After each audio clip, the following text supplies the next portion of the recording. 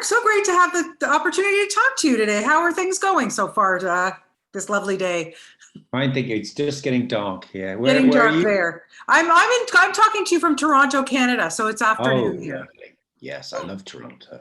Yeah, well, we have to have you back now that everything's lifting and people are I starting know. to get I on did trip I did an planes. interview this morning for BA, the British Airways magazine, and they were asking all these questions about travel, and it seems so long ago. I didn't know what to say. It was like, yes, I remember travel. It's been No, forever. I'm almost nervous about plane etiquette and stuff. Like, what do you do? Like, yeah, Yeah, yeah. it'll all come back to us for I hope sure. so. It will. Well, congratulations. So much to talk to you about. And look, first, I want to say, such a big fan of yours. I mean, you are such a busy guy. You're always busy. You're always doing something. What is it when you get something now presented to you, whether it's on the stage in a film and TV? What do you look for? That's a very good question. I suppose I look for novelty because what what you generally get is if people like you in something, they send you more of the same thing. I mean, that's it was ever thus, and everyone says that. But you know, Yeah. it that can be very frustrating. And I often turn things down, which go, well, this is just Mycroft Holmes with a different suit on. You know, this is and so something like this film was it was so out of the blue and totally different, and I really responded to it straight away, and it was so. But it's really it's sort of it is something unusual and also a bit of a challenge, I suppose. You can't help but think, well, what what do I need to do that is different that I haven't done before and could be also fun to learn, you know. Well, in what way was it a challenge for you? I mean, you're playing this I doctor can't in the dance. countryside. I Like, can't dance. you can't And dance. Okay, so yeah, let's go right there because yes, the movie's called The Road Dance. Explain yeah. what a road dance is. I know it is explained in the film. It's Tell kind for of the like a people what it is. it's kind of like a ceilidh. Yeah. It's like a country dance, but it's outside. And I think it's particular. The expression I think is particular to the Outer Hebrides. It was obviously something they used to do. And the novel is set in the summer. We filmed in November, Oh so yeah, I was going to say it looks so yeah. chilly. Yeah, yeah. Quite why they would have a celebratory road dance when it's like that, I don't know. But it was very interesting experience. But I did my only qualm because I have a horror of dancing was was having to do that. But I thought, no, I'm this is worth the challenge. And then what happened on the day was we just made it up, and it was kind of wild. The weather was so wild, the Yeah. whole thing became a kind of elemental experience, of which the dancing and the slipping around in the mud was part of the joy of it. So Yeah. I ended up really enjoying that, and I think that's a lesson to not fear those things that you know that you have in the back of your mind thinking, oh, I can't do that. If you Yeah. just go for it, you end up enjoying yourself. Absolutely, for sure. And here he is. He's this country doctor. It's a small. The community. Everybody knows everybody here. But I don't want to give anything away about this film because the guy that you're playing, he's the doctor. There's a mystery to him, but whatever. But it really made me think about early 1900s, what women went through. And okay, sure, things have progressed in 100 years or so, but have they? No, it's a very good point. I was just saying, we just did a round table, and I was just saying that there's a bit in the film which really struck me very forcibly, which is when Kirsty is walking through down the high street, and she sort of flinches from all the men Yes.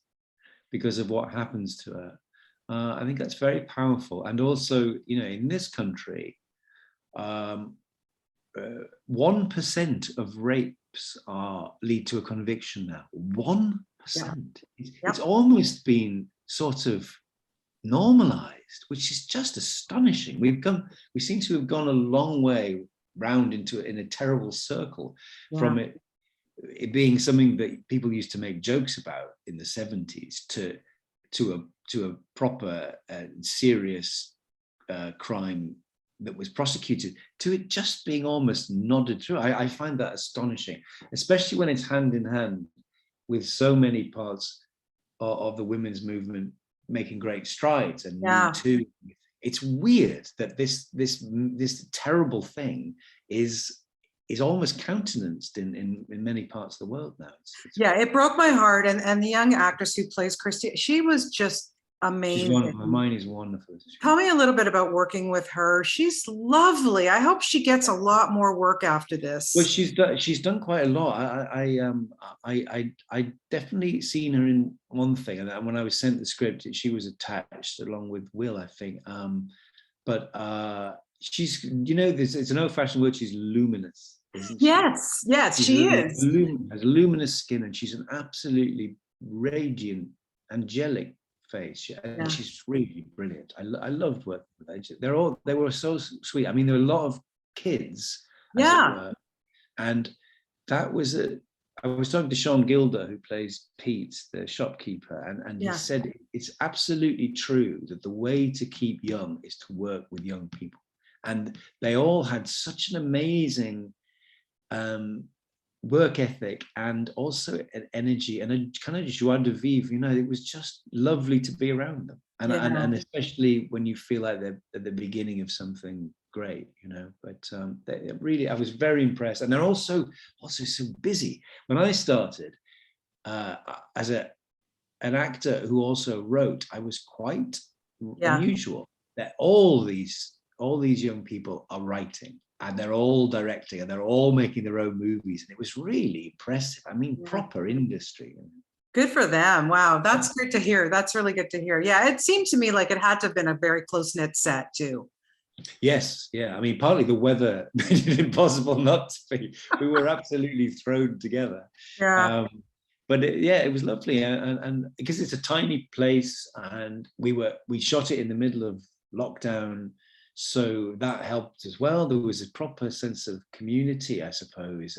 It was a really remarkable experience. I'm very grateful to have done it, because I think it's turned out very beautifully. I agree. It's a beautiful, beautiful film. It's hard to watch some of it because of this, the subject matter, but it is stunning. It really is a beautiful film. And you know what?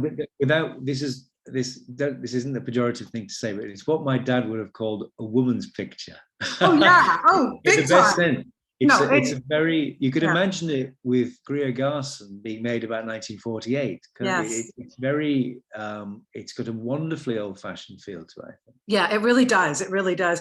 Before we wrap up, I got a couple other things I want to get to with you. Okay, look, you have your built-in fan base. I mean, we cannot ignore the big things, the things that you have been in. I mean, from Game of Thrones, Doctor Who, Sherlock, my God, what is it like for you when you bump into fans? It's got to be so humbling, because you have such different fan bases from everything, League of Gentlemen, everything that you do. It must be so humbling. It is, and also it's always surprising. I was doing a thing this afternoon in London at the London Screen Academy, just a little talk with some friends. And I went for lunch beforehand, and this man just came up to me, and he was quite tearful about an episode, one of my Doctor Who episodes, which he said, I always watch it when I'm feeling down, and it was really touching, And the lovely thing is, because I've done so much, and also so many different things, you never quite know what people are going to say, and which one it is, whether it's Sherlock or whether it's Doctor Who or Thrones or whatever. And it's really interesting that. And so it's often very surprising. I was once on the ABC yacht in Los Angeles, and for a big photo shoot about 10 years ago. And this very bored photographer was taking pictures of all these starlets. And then I stood there thinking, no one cares. And he lowered the camera and said, "Oh my God, were you in Nighty Night?" And that was his favorite show of all time. The last place I expected to happen. You never know, right? You never know. So what do you think about your buddy, Benedict Cumberbatch? He's up for that Oscar this weekend. What do you think? Well, I think he has a very good chance. Who knows? Who knows? I mean, if it's not this time, it'll be another time. He's amazing. Yeah. And it's a I great interviewed film. him. I interviewed him for the film, and I asked him how far deep did he have to dig to find his inner asshole. He liked that question. What did he say? He said, "I never thought a journalist would ever ask me how far I had to dig for my That's a good one. asshole." He's That is a amazing. good He said he's such a lovely man. So that's Yeah. you know, testament to his acting in Power of the Dog, because he's Yeah, such a that's nice very, person. I'm gonna ask him that myself. Absolutely. Tell him you stole it from Bonnie. He'll remember. I will. I've interviewed him many times. And lastly, so we're going to see you in the next Mission Impossible. Is this correct? That's right. Yes, I don't know when it's out. We shot it. I spent a week on it this time last year actually. Yeah. So it's still not. It's not out. And Next they were year, going coming to, out 2023. It's scheduled. Yeah. They were doing 7 and 8 back to back, but I think COVID scuppered that. But they're doing 8 next, so I presume it'll be out before then. So I Yeah, hope that you was- give that was- Tom Cruise a run for his money. Well, I'm mostly seated, but it was a wonderful experience. He was brilliant and so available. I mean, that's the amazing thing. I've said this already somewhere else, but he was there all the time, and you get kind of used to it. And then every now and then you just look out the corner of your eye and go, "Fuck it, hell, it's Tom Cruise,"